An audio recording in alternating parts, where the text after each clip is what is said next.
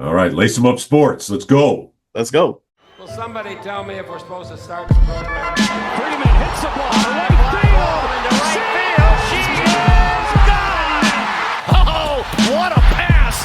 Doncic, perfection there on the assist. A little magic from Doncic. Stafford takes the shoulder, takes a shot downfield. It is caught by Nakua. He picked him on his shoulder and made the catch. One of a kind player. One of a kind season. Shohei Ohtani starts the 50-50 club. Tipped up and in on the count. LeBron James at the buzzer. This game's in the Admiral refrigerator. The door is closed, the lights out. Butter's getting hard, the eggs are cooling, and the jello is jiggling. What's going on, everybody, and welcome to the LA Sports Roundup podcast. I'm your host, Mike Andrade, sitting here recording Wednesday, May 13th, 2026. Hope you guys are having an amazing halfway through your week, halfway through this year almost. Can you believe it? We're almost halfway through this year. We're almost in June. Time is just picking on by.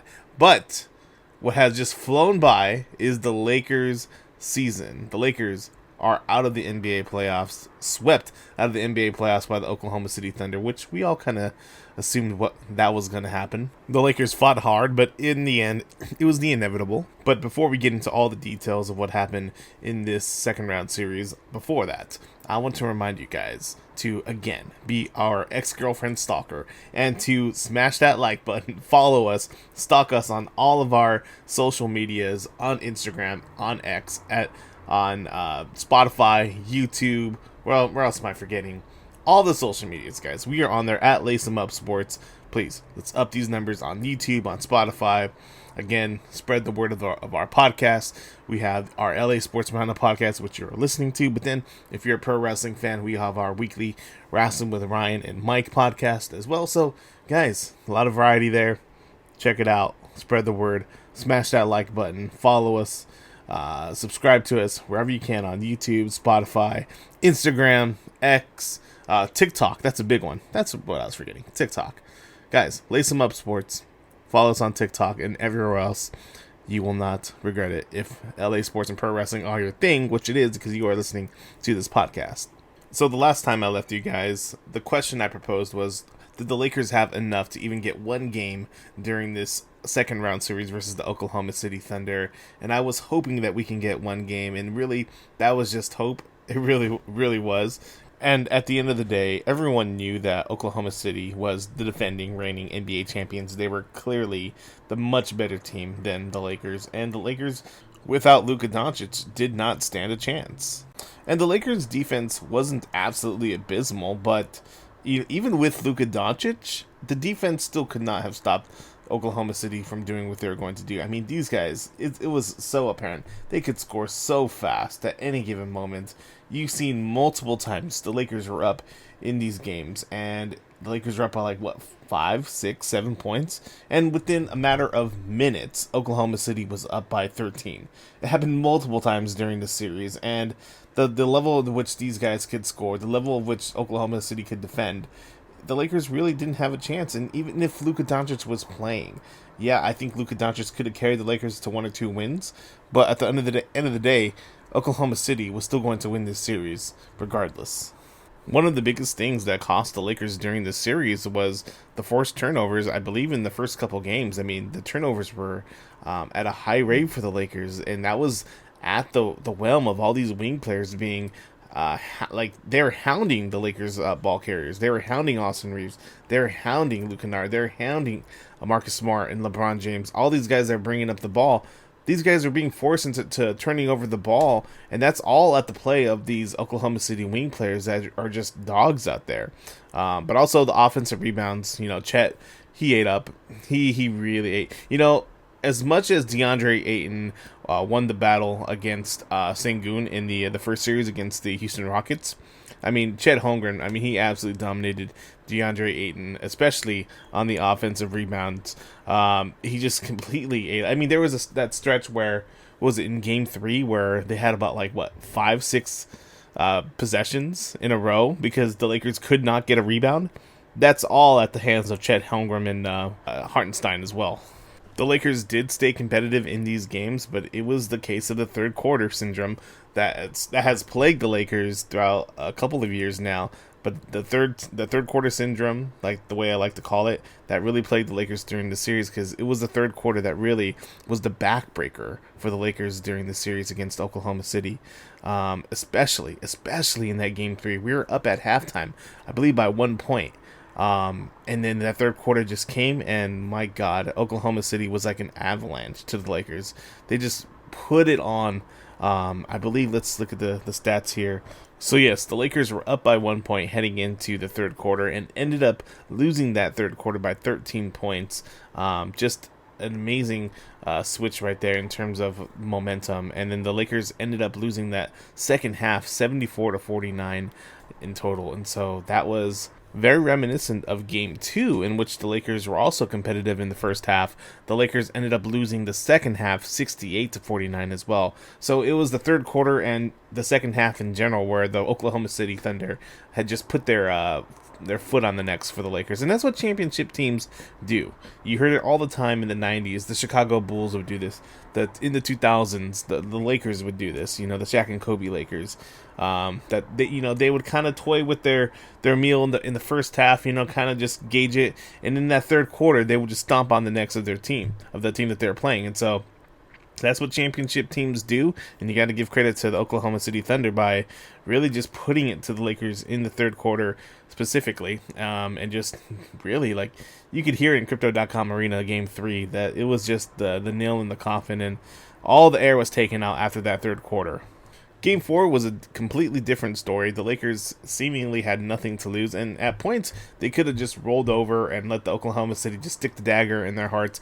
And that, honestly, some people couldn't have blamed them for that if they just rolled over. They could have just been like, fuck it, we're heading into the offseason anyways, might as well just get this thing done and over with. But the Lakers played extremely, extremely hard, and it seemed like for a second there in Game 4 that the Lakers were almost going to take it.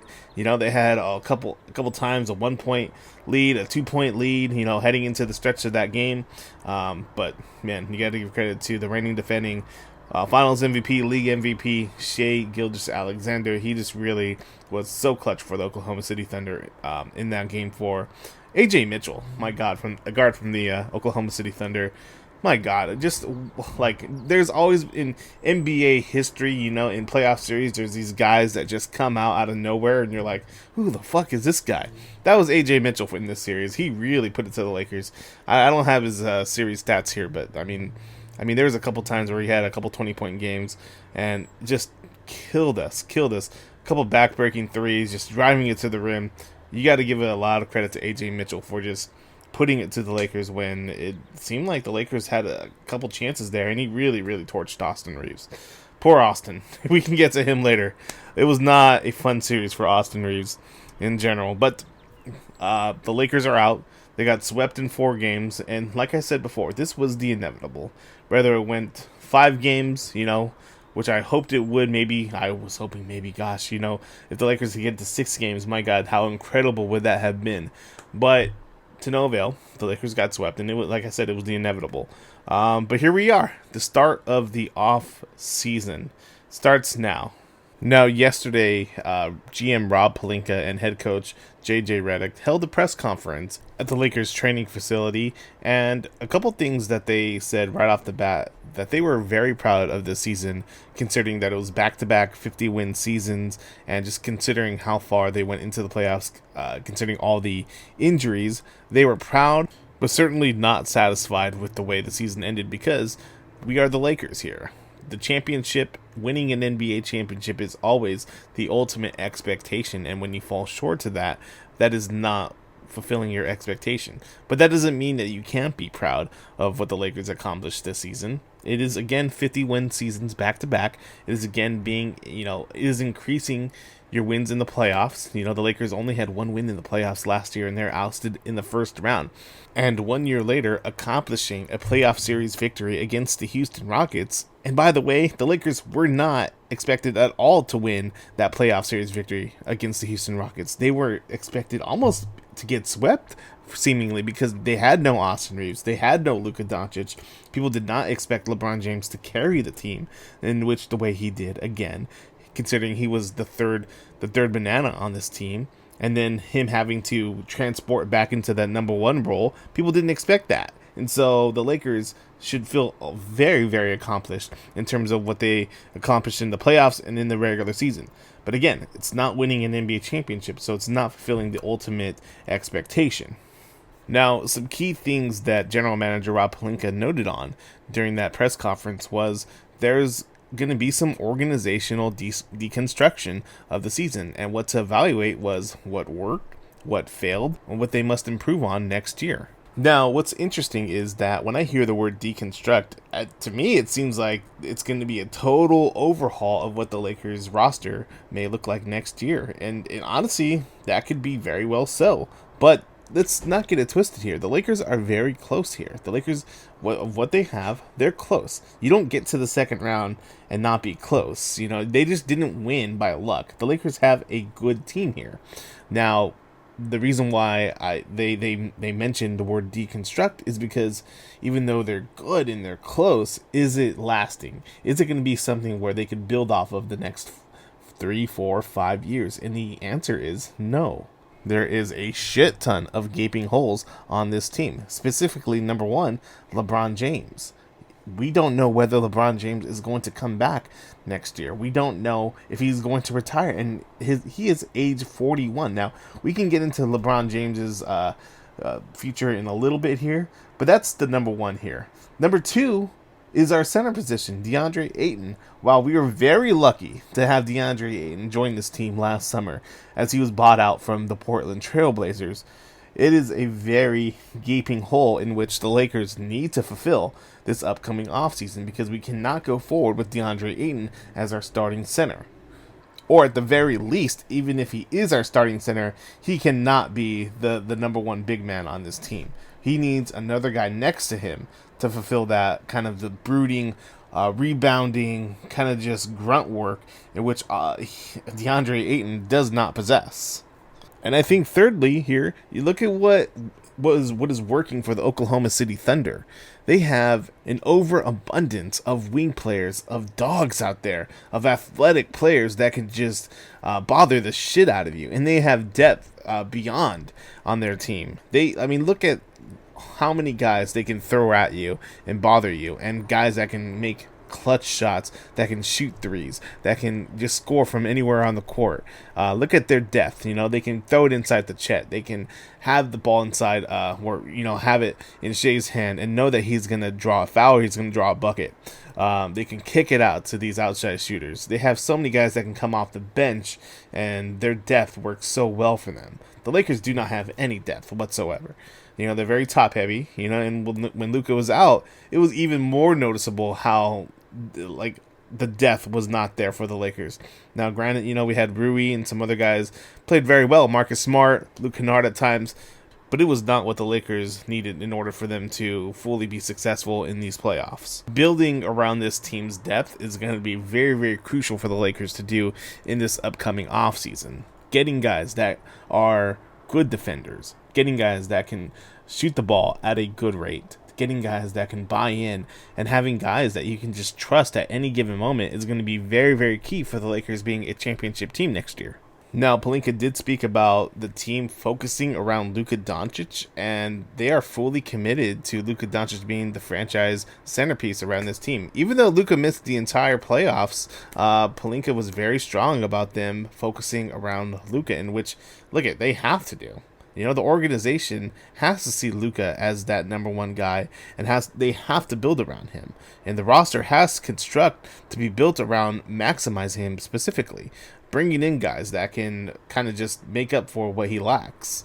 And so that has to be their number one goal. But it was noted in the press conference that they need better athleticism, and that's coming from Rob Pelinka himself, that they need better center play.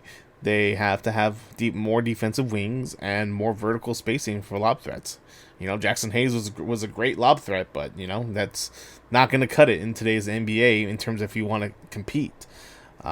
He didn't publicly criticize the roster, but he heavily implied that the roster construction is insufficient around Luka right now.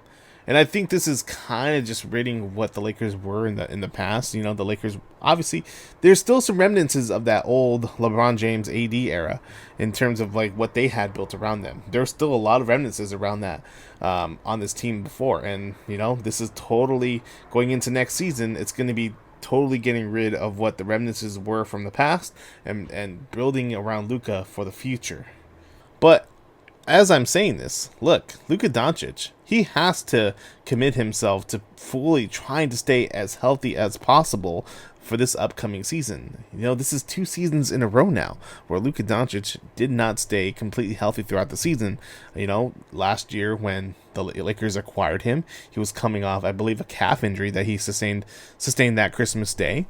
And then this year, you know, he was almost seemingly healthy throughout the season, you know, had some things here and there, but then he had the hamstring injury, which we didn't see him after that game, which we lost him in Oklahoma City. And so Luka Doncic, you know, as much as he's the focal point, as much as he's the guy we're going to center everything around, he has to prove himself that he can stay healthy for the Lakers for the long haul here, because we haven't seen it yet in a complete season for Luka Doncic. We have not seen it yet.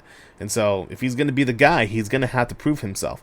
Obviously, he's an all-world player, right? He proved that in the month of March this past year for the Lakers. But in terms of just staying healthy on the floor and for him to lead us to a championship, we haven't seen that yet. And so we need that going forward for Luka Doncic, because he's going to be the guy. But he has to, you know, put that responsibility on himself to try and get his body into the best shape possible for the long haul. And even if that means playing no Euroball in the summer, so be it. You know, the NBA season is so long. You know, he played European basketball this past summer, and yeah, that was great for him and great for his national team. But look, it's not going to serve him well when he's out injured during these playoffs because of all the ground, like all the pounding that's on his legs. You know, and so if that means missing European basketball, then so be it. Pelinka touched on LeBron James and what the Lakers are going to give him in terms of this off season, letting him basically just have his time and have the freedom in order for LeBron just to decide what is best for him in his future. Obviously, it's like this every year, right? LeBron James, the season ends, he'll kind of reconvene with his family, he'll take his time, and then about maybe June, July, August, around there, then he starts to ramp up in terms of basketball. He doesn't necessarily say like, oh, I'm coming back. He just kind of just lets the work play out in itself. But that's indicating that, you know, that's LeBron James gearing up for another season. And it's pretty much going to be the same this upcoming season, but as time goes on, and this was LeBron James's 23rd NBA season.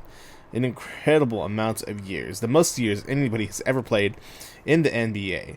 And as time goes on, you know, the probability of retirement just looms larger and larger and larger. But Pelinka, he did go out of his way to avoid that the Lakers are going to avoid putting a timeline on LeBron. The Lakers are going to avoid putting pressure on LeBron, avoid negotiations or any kind of public tactics. You know, he framed it emotionally and respectfully. He said, we probably haven't seen a player that has honored the game to the extent that he's honored the game. The thing that we want to do more than anything is honor him back. So he said the Lakers would welcome him back. They're going to give him time, space, and freedom to decide whether he's going to retire, return to the Lakers, or another path. He said that he wants to make it clear. The Lakers want him back if he continues playing. But they understand that now this is bigger than basketball.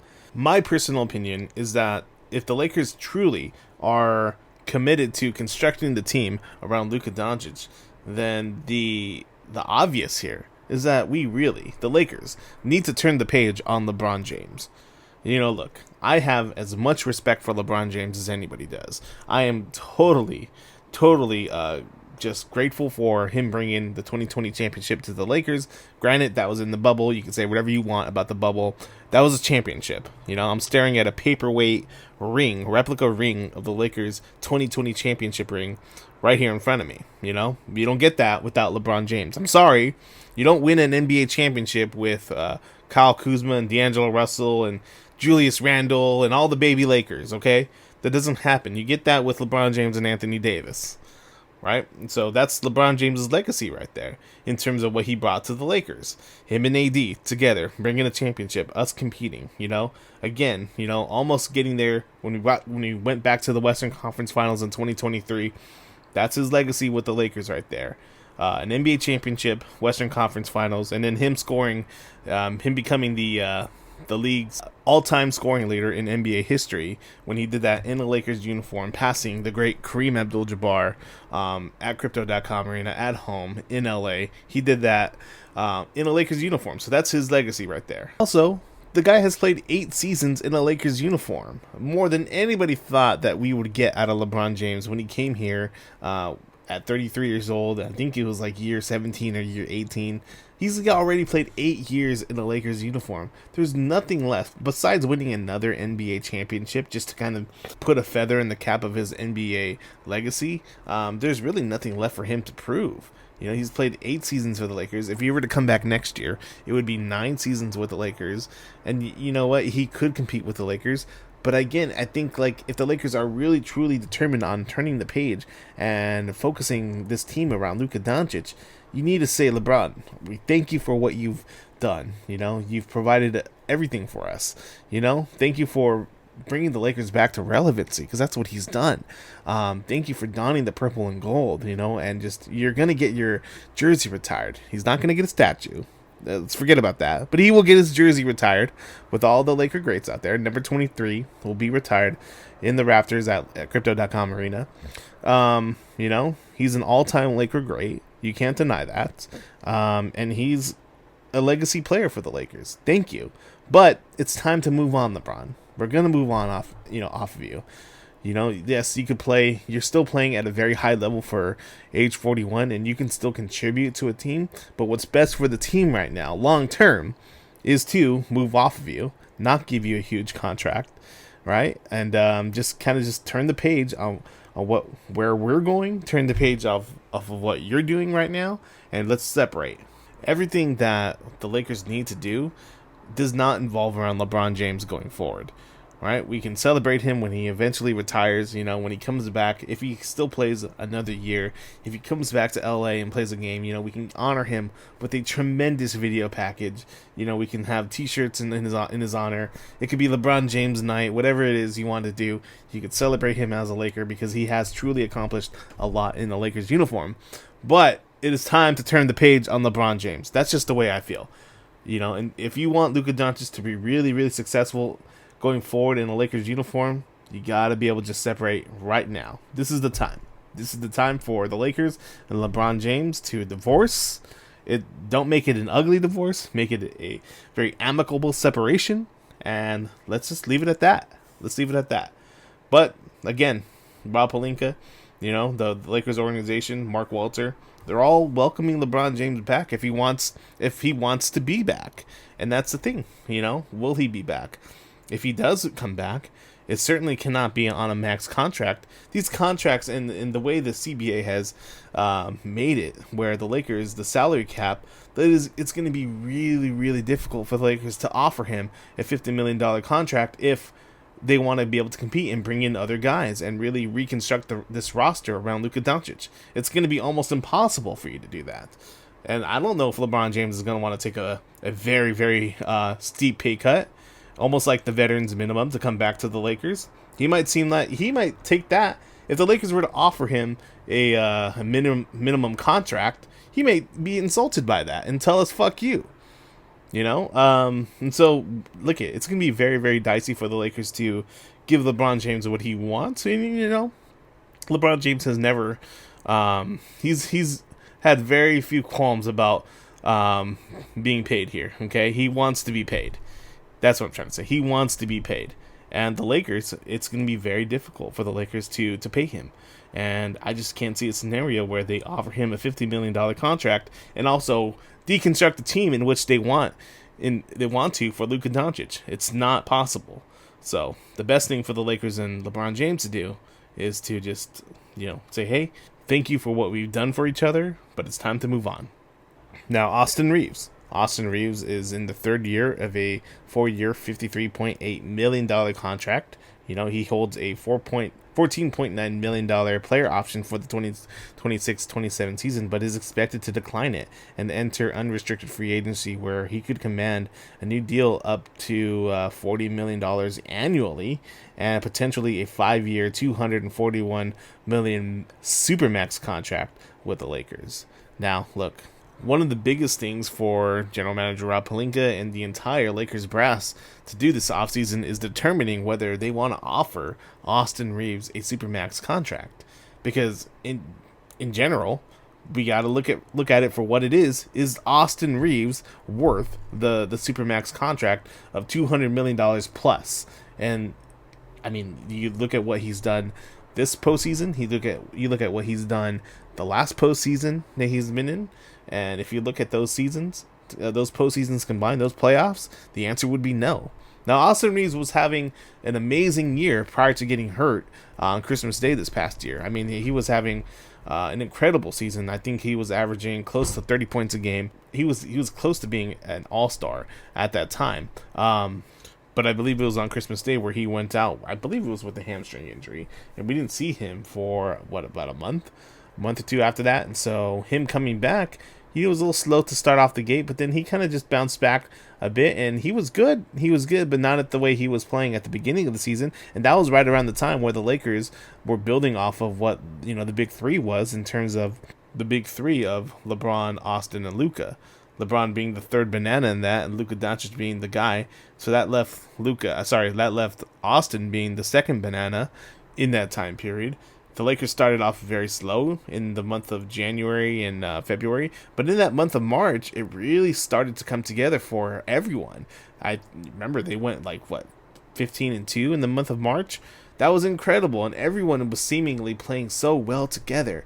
And then that fateful night in Oklahoma City, where Luka Doncic went out with his hamstring injury, and then Austin Reeves went out with his oblique injury. That was such a horrible, horrible night. That's where the season went off the rails. But Austin Reeves, he had a decent season, okay? And so if you're valuing it off of what he can do during the regular season, then yeah, I mean, is he close to what a Supermax contract could be? Yes, no, maybe. I mean, that's really tough to decide, because again, you're talking about a second banana here at best.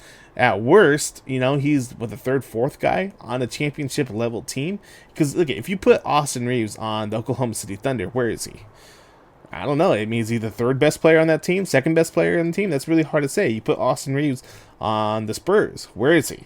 Second best player, third best player.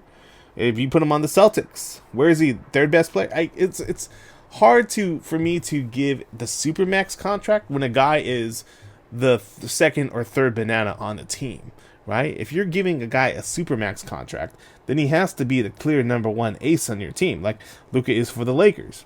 That's not Austin Reeves. Austin Reeves is a very, very good player. I mean, the guy, look, he was undrafted, came from nothing, really.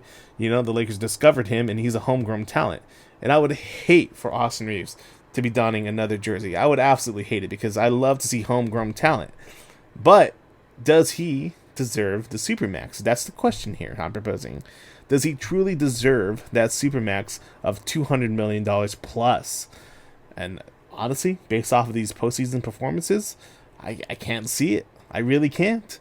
He's a good player, but does he deserve that Supermax off of these postseason performances? I don't know. You can argue no, and that's the way I'm feeling right now. But the Lakers have a very, very tough decision in terms of how they're going to offer Austin Reeves this contract, because they're going to want to keep Austin Reeves in the fold.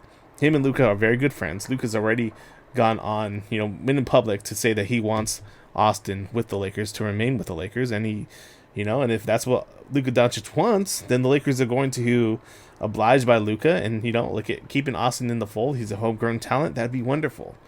But in terms of the money that you give him, that's going to be a real issue for Rob Pelinka and the rest of the Lakers brass to figure out what we can do. Everything comes down to the money here. Bringing back LeBron James. If he is going to come back to the Lakers, it determines on the money that you give him. Austin Reeves, it determines on the money that you're going to give him, right? You don't want to put yourself in a scenario where you're overpaying for these players, and it's going to cost us in the end. Again, also too, the Lakers are a good team, right? But you need to bring in guys that are going to give you depth, and you can only do that if you have the money to spend on these guys in free agency, and try to maneuver trades as much as possible. The CBA makes it very difficult for teams to maneuver trades and free agent acquisitions, and so you need the cap space available to make these things happen now. It's imperative, and so it's going to be really important. This is a huge offseason for the Lakers, and it starts now. It really does. They have their hands full with the work that they have in front of them. Mark Walter, the new Lakers owner, his team, they're already making adjustments around, and they're already making moves. They kicked the South Bay Lakers out. They're out of the UCLA health training facility. Well, they didn't really kick them out. They have the South Bay Lakers are now going to Coachella Valley. They're going to be occupying that arena over there in Palm Springs, the Palm Desert area. I've been there a couple times. It's been great seeing Lakers preseason games there. And now the South Bay Lakers are going to be there. But it's by design, too. Rob Pelinka hit on this. They're basically removing the South Bay Lakers from their facility so they can start basically deconstructing the facility as well, and bringing in new office spaces, bringing in new technologies for the players, giving offices to, I believe, like Lon Rosen and probably Andrew Friedman as well from the Dodgers. These guys are all going to have important roles for the Lakers, and they're really going to just emphasize their money into building the facility, the Lakers practice facility, into the best it can be. They can't invest money into the salary cap like the way you can into baseball. This isn't the Dodgers here where you're just pouring money into the team where they're just able to sign anybody that they want. It's not like that in basketball. But you can pour your money into your training facility. You can pour your money into new departments. Rob Pelinka hit on this as well. They're going to be hiring for assistant general managers, okay, or at least one assistant general manager, and they're having an extensive hiring for that. And so look at all these things now. They're producing these new roles internally for the Lakers brass, and hopefully that construction for the Lakers brass can just invest into the team where you're going to see it on the court for these players. Hopefully it transitions there. But yeah, the work starts now for the Lakers organization, and it's going to be imperative to what they do this offseason in terms of the long term. The work starts now, and they have a lot of things that they have to figure out in a short amount of time before the season starts again. But yeah, before we end today's podcast, guys, I do want to, we've had a rough couple days in the NBA in general in terms of losses. And I'm not talking about wins or losses. I'm talking about mourning some deaths here from the Memphis Grizzlies. Forward Brandon Clark tragically passed away a couple days ago, or was it yesterday? But just tragic. A guy 29 years old in the league still on the Memphis Grizzlies roster was out with injury. Some reports may be speculating that it could have been drug related, but I'm not trying to speculate on how. Most importantly is that life was lost here, and we want to pay respect to Brandon Clark and his family and the entire Memphis Grizzlies organization. What a horrible, horrible thing for such a young guy to pass away, and it's really, really tragic. Also, too, NBA veteran, former NBA player Jason Collins passed away from cancer. He passed away. He had been diagnosed with the cancer for quite a while now. And so it was timing in terms of like what the cancer did, and it was very, very unfortunate. He was 49 years old, and just a couple deaths, and just really, really a very emotional day in the NBA in general yesterday. And prayers up for everyone that was suffering from their losses, and it's bad. That's, you never want to see anybody pass away, but two deaths in one day, that's never easy to go through whatsoever. And we just offer our condolences here.